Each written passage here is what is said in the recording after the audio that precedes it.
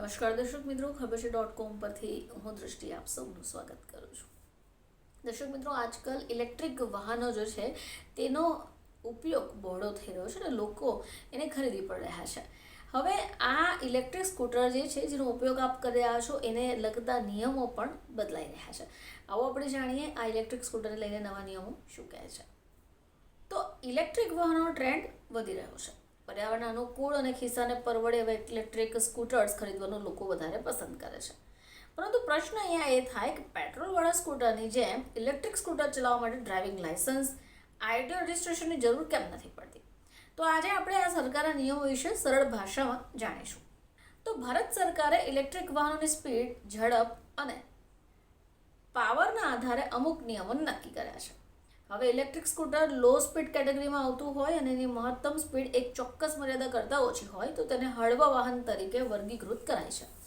હવે આવા લો speed scooter ચલાવવા માટે ડ્રાઇવિંગ લાયસન્સ કે રજિસ્ટ્રેશનની કોઈ ઝંઝટ હોતી નથી.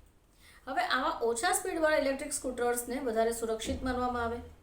હવે એની સ્પીડ એટલી વધારે નથી હોતી કે કોઈ મોટો અકસ્માત સર્જાય. ખાસ કરી શહેરના ટ્રાફિકમાં અને ઘરના આસપાસના વિસ્તારોમાં રોજના કામકાજ માટે આ સ્કૂટર સેફ માનવામાં આવે છે.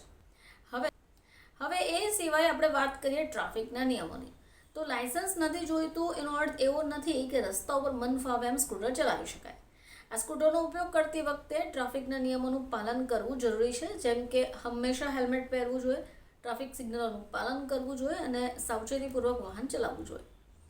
હવે આપણે આ સ્કૂટર્સ માટેના શું નિયમો છે એ પણ જાણીએ.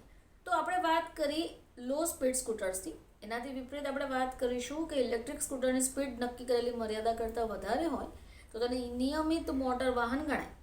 હવે આવા હાઈ સ્પીડ સ્કૂટર્સ ચલાવવા માટે ડ્રાઇવિંગ લાયસન્સ, આરટીઓ રજિસ્ટ્રેશન્સ અને વાહનોનો વીમો લેવો જરૂરી છે. આ જે નિયમો છે એ નાના શહેરોમાં રહેતા લોકો, વિદ્યાર્થીઓ અને યુવાનો માટે આશીર્વાદરૂપ સાબિત થાય છે.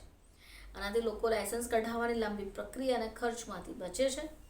હવે આ મુક્તિનો મુખ્ય હેતુ ઇકો ફ્રેન્ડલી વાહનોને પ્રોત્સાહન આપવાનો છે, પરંતુ સલામતી સાથે ક્યારેય પણ બાંધછોડ ન કરવી જોઈએ.